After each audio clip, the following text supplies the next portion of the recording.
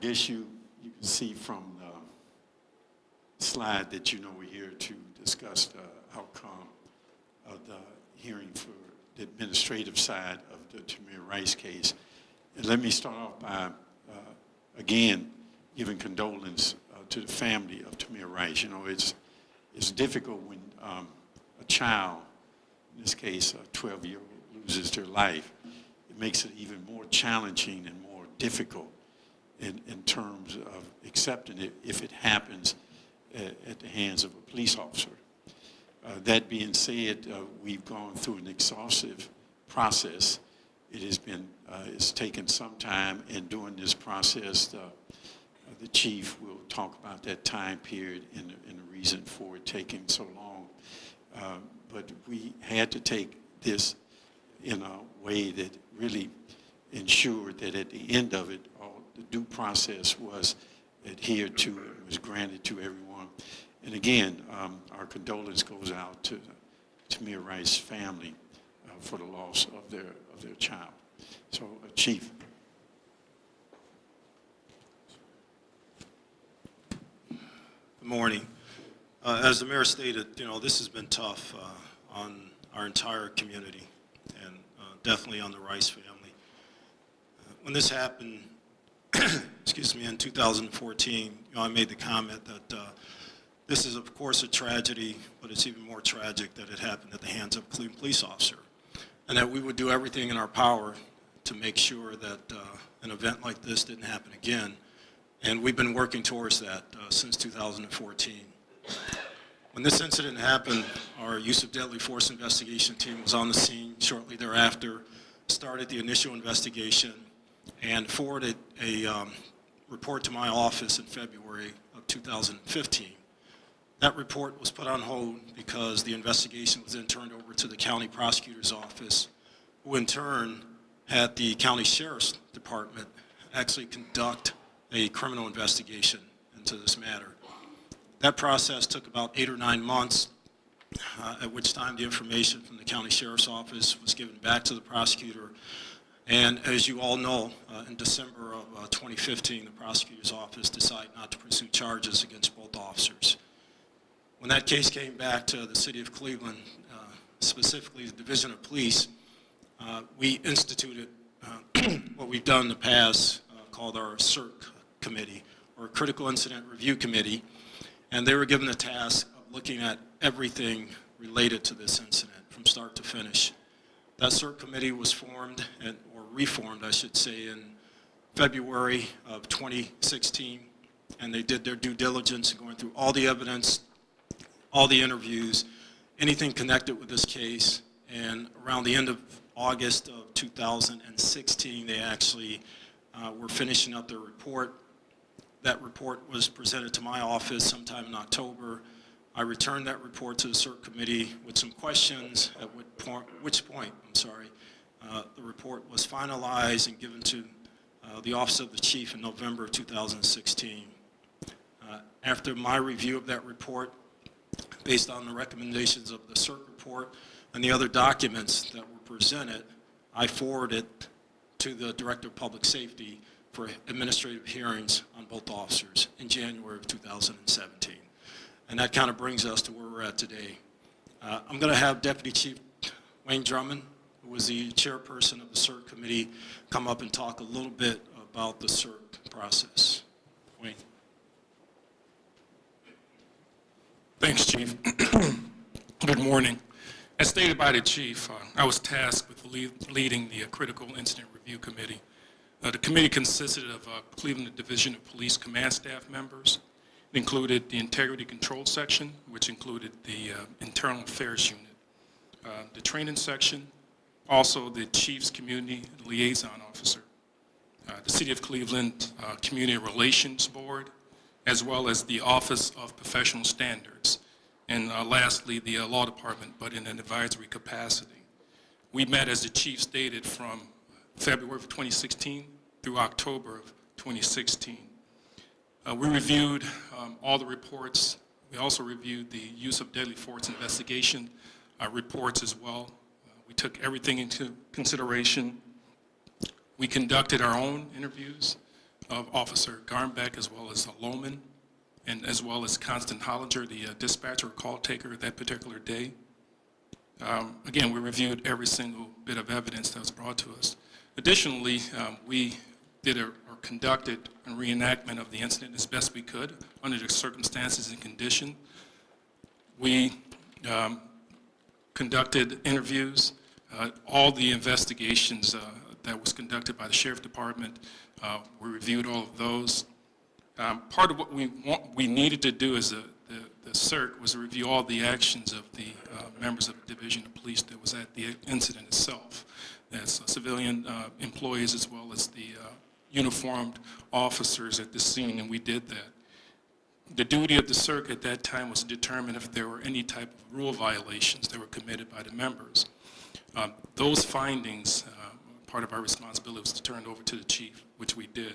I can tell you after a careful and lengthy process and review, CERC at that time determined that the officers did not violate any rules, with the exception of failing to notify our communication control section, which is police radio, of their arrival time at the Cadell Recreation Center. These findings were then forwarded to the chief for his review.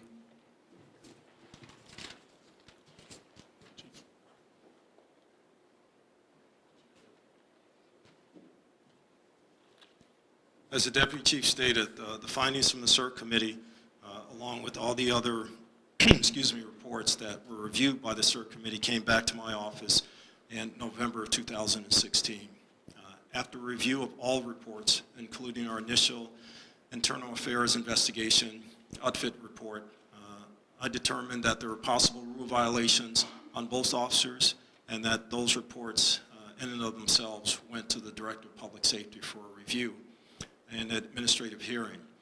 In addition to the CERC report and the IA investigation, Director of Public Safety has an office, an investigatory office under his control called Quality Control that conducted a review of Officer Lohman's hiring process with the Division of Police. At the time of the incident, Officer Lohman was a probationary officer.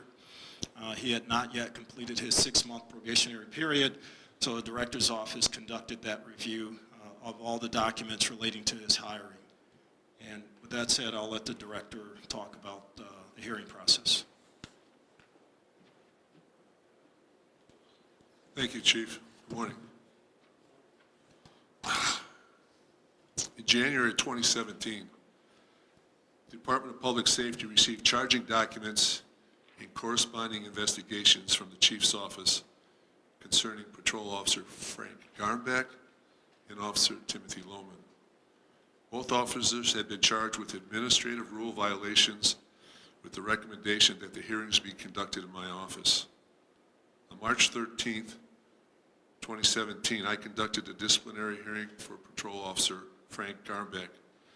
During the hearing, all the pertinent evidence was presented by both the Chief's office and by Patrol Officer Garnbeck's legal representation relative to the tactics, and I'll repeat this, relative to the tactics deployed during the Tamir Rice incident. After hearing all the testimony at the disciplinary hearing, reviewing all the investigations, videotapes, transcripts, taped interviews, and touring the location per se, I concurred with the recommendation and charging documents that were forwarded by Chief Williams. I therefore found Patrol Officer Garnbeck guilty of the rules specifications identified in the charging document. Patrol Officer Garnbeck will be suspended for 10 days and will be required to attend additional tactical training beyond what is provided during the Division of Police in-service training. Patrol Officer Timothy Lohman. On May 2nd, 2017, I conducted a disciplinary hearing for Patrol Officer Timothy Lohman. Patrol Officer Lohman had been charged with rule violations concerning his application process to be considered a cadet with the Division of Police, specifically answers he had provided on his personal history statement. During the hearing, all the evidence was presented by the Chief's office and Patrol Officer Lohman's legal representation. After reviewing all the information that was provided at the disciplinary hearing, including the report from Quality Control of Public Safety, reviewing the transcripts, and reviewing all the documents that were provided by outside agencies, I concurred with the recommendation and charging documents that were provided to my office by Chief Williams. I found Patrol Officer Lohman guilty of the specified rule violations in the charging document.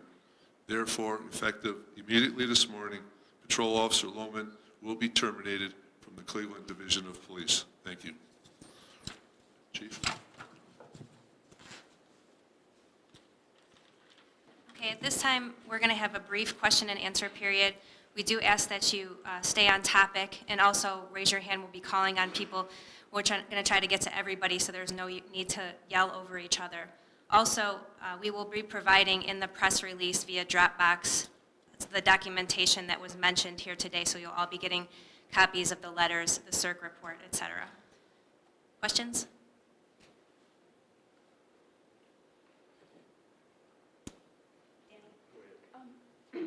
Does anyone involved think that the process would have gone differently under the new guidelines through the consent decree? The answer to the question is yes. The process would have been a little bit faster. Under the current Department of Justice guidelines and what the Division of Police has looked at internally, we would have had a concurrent process, criminal and administrative running almost simultaneously, with the administrative lagging a little bit behind the criminal process. We never want to get out in front of any criminal proceedings because they have ramifications on the administrative process. So going forward, once we complete the process with the Department of Justice, our partners at the county, and our Division of Police internal processes, there won't be a huge lag time between the criminal and the administrative completion. Do you feel the outcome would have been different? No, the outcome is what it is. I mean, we looked at the same evidence, so no. And Chief, you might have answered this in that question too, but what do you think the division has learned from this tragic situation? Or what would you like officers to learn as they go forward? Well, I think we've learned a lot from this incident as well as other incidents that have happened since 2014. As you know, our uses of deadly force have went dramatically down here in the city of Cleveland since 2014. Our officers, with the new training that they're going to get, employ more de-escalation tactics, employ more tactical approaches. We now have first aid kits in all of our vehicles. Officers have been trained in those first aid kits. Body cams were starting to be deployed in 2014. We had not yet reached the first district. Now all of our frontline officers and most of our support staff is equipped with body cams. So there's a lot we've learned. I think our officers have learned that there are best approaches to incidents, and with the training that they're receiving to bolster the training they've had in the past, hopefully we won't have any more incidents like this. Thank you. Yes, sir. Has that termination and has that suspension happened already? And if so, when did those? Yes, the termination is effective immediately. The suspension, starts tomorrow morning. When were the officers informed? Today? They were informed today, yes. Chief, I just wanted to clarify here. The finding by CERC was that the officers did not violate any rules in the actual incident itself, in driving up and shooting. There were no rule violations found there by CERC? That's correct. And I just wanted to know, how do you get from that finding to Officer Carnback being disciplined? I just want to make sure I understand the process there. Well, there was an initial investigation by the UTFIT team that included those violations by officers that were actually on the ground the night it happened. Thank you. Will there be any changes in officer hiring and screening, considering what happened?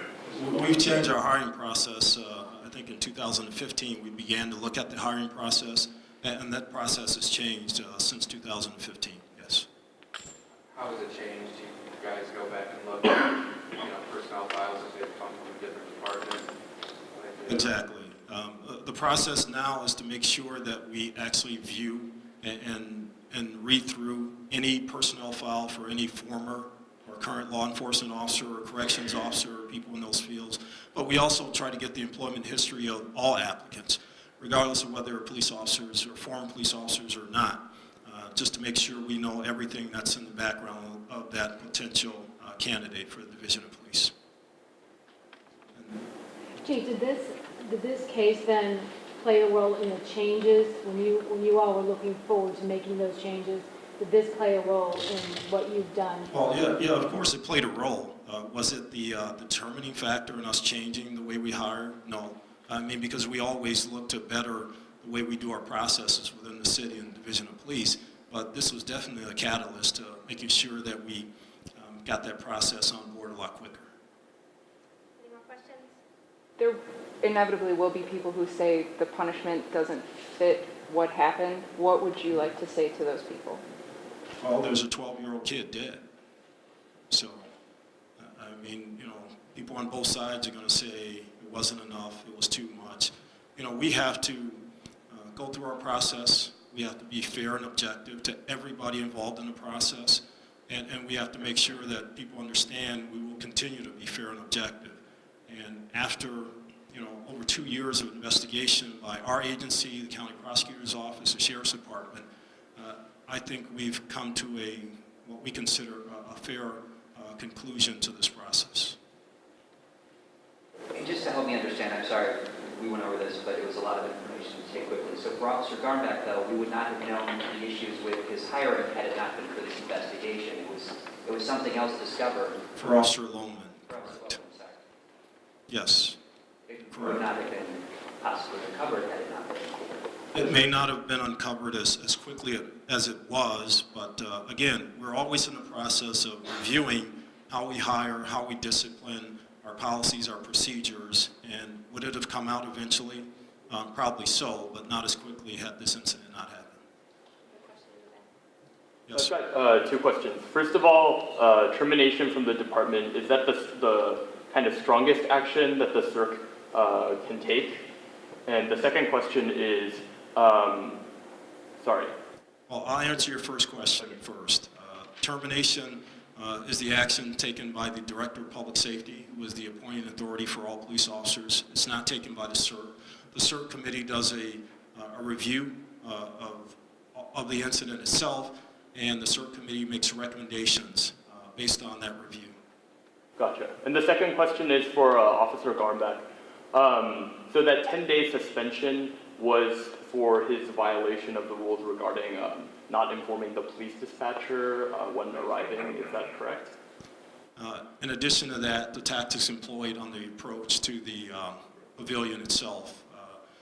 Our general police orders on use of force go to tactics, cover, concealment, show of force, and things like that that weren't employed in this incident. And I won't get too deeply into it, but goes to his tactics. So it was, okay. And for the termination of Officer Lohman, it was for his employment history and for his violation of rules pertaining to tactics during the approach? Not the tactics, because he was not driving the vehicle. Basically his employment, the process of being employed, what he put on his personal history statement for employment for the Division of Police. Chief, do you have any expectation that these decisions will stick during what might be the inevitable? Well, we have every expectation that the decision will stick. I mean, again, we went through a 2-year process in making these decisions, so we expect them to be upheld. Yes, we do. Anything else? All right, thank you.